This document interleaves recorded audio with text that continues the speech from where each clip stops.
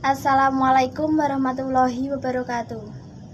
Perkenalkan, nama saya Diah Ayu Mufidatul Amanah dari Program Studi Pendidikan Bahasa dan Sastra Indonesia kelas A STKIP PGRI Ponorogo. Di sini saya akan mereview film dari hasil simakan saya, yaitu film yang berjudul Sang Kiai. Ini bertema tentang kepahlawanan Indonesia dengan perjuangan pahlawan Indonesia untuk melawan penjajah yang telah diproduksi oleh film layar lebar. Maka begitu saja Pak Sang Kiai. Yang baru kah? Sungguh keliru kalau sampai Jepang memusuhi pesantren. Mereka nggak mengira kalau pesantren desa seperti Tebu Ireng ini punya pengikut cukup banyak. Akidah itu tidak bisa diganggu-gugat. Allahu Akbar! Allahu Akbar! Selama banteng Indonesia masih mempunyai darah merah, tidak akan kita pernah mau minta kepada siapapun juga. Allahu Akbar! Merdeka! Diproduksi oleh film layar lebar. Namun perjuangan kaum agamis kurang terangkat. Padahal kaum ini mempunyai andil yang sangat besar masyarakat pribumi dan mengalami. Film Sang Kiai menceritakan tentang kedatangan Jepang ke Indonesia yang memporak-porandakan, yang membuat masyarakat Nusantara mengalami sebuah kemiskinan. Jepang mencari banyak jalan untuk mencari simpatik ke rakyat Indonesia, salah satunya yaitu dengan jalur agama. Film ini menceritakan tentang tokoh besar agama yang memiliki pengikut banyak, yaitu Kiai Haji Hasyim Asy'ari. Beliau adalah tokoh besar, terkenal sebagai pendiri Pondok Pesantren Tebu Ireng dan pendiri organisasi Nahdlatul Ulama. Awal kedatangan Jepang sangat disambut antusias tinggi oleh rakyat Indonesia, karena kedatangan Jepang membebaskan Indonesia dari belenggu Belanda.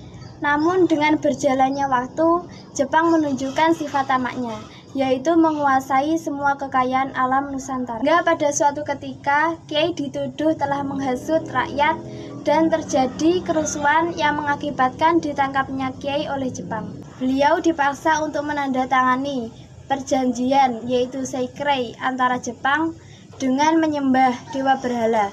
Namun beliau menolak terus-menerus dan tidak melakukan perjanjian tersebut, yaitu melakukan perjanjian Seikrei. Melihat Kiai mendapat perlakuan kejam oleh Jepang, para santri berbondong-bondong mendatangi markas Jepang meskipun tidak mendapatkan suatu apa. Jepang terdesak oleh santri dari Kiai Haji Hasyim Asy'ari dan pada akhirnya memutuskan untuk membawa Kiai Haji Hasyim Asy'ari ke Mojokerto. Wahid Hasyim Asy'ari bersama tokoh lainnya untuk melakukan diplomasi, yaitu merencanakan strategi yang akan dilakukan untuk Jepang ke depannya.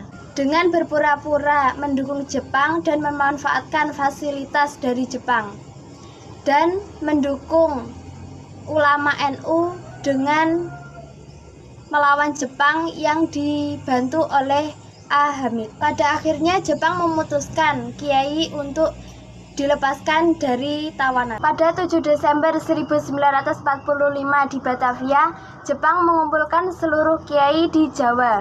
Hingga pada tanggal 7 Desember 1942,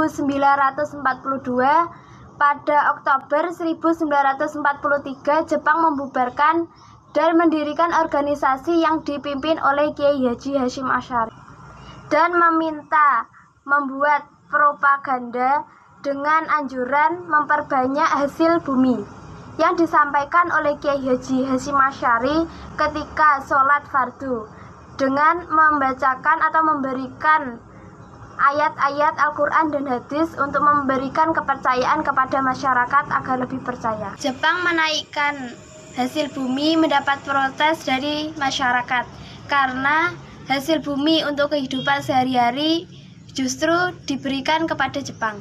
Beberapa kalangan melakukan aksi, yaitu contohnya seperti Kiai Haji Zainal Mustafa melakukan pertentangan kepada Jepang, dan karena melalui tindakannya maka Jepang memberikan hukuman kepada Kiai Haji Zainal Mustafa, yaitu dengan memenggal kepalanya untuk menakut-nakuti masyarakat agar takut terhadap Jepang. Tokoh Harun merasa Kiai Haji Hasyim Asy'ari telah berbeda dan masyarakat berpikir bahwa beliau telah berpihak kepada Jepang karena telah membiarkan peristiwa tersebut terjadi karena keberadaannya yang semakin melemah. Tokoh besar dan tokoh nasional selalu melangkah untuk ke depan.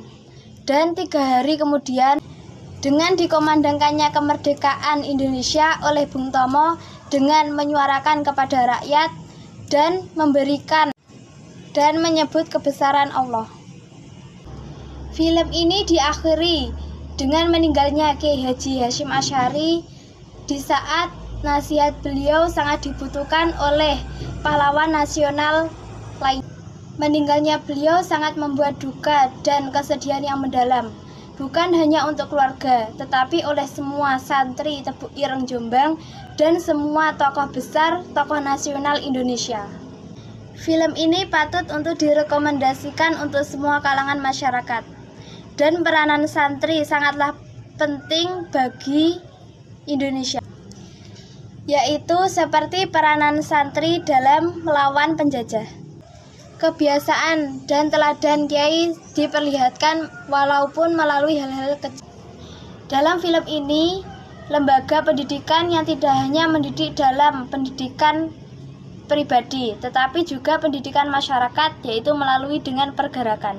Di sini menjelaskan bahwa pendidik bukan hanya di kelas, melainkan juga di masyarakat, yaitu mendidik melalui dari berbagai pergerakan. Dan juga memiliki sifat adil.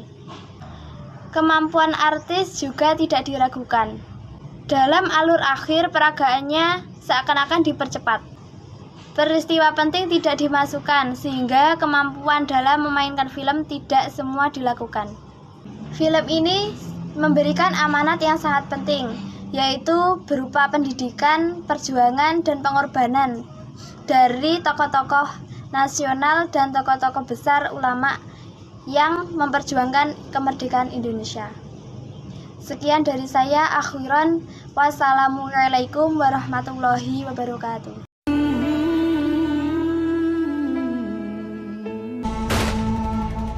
Bung Karno menitipkan pesan kepada Kiai. Apakah hukumnya membela tanah air, bukan membela Allah?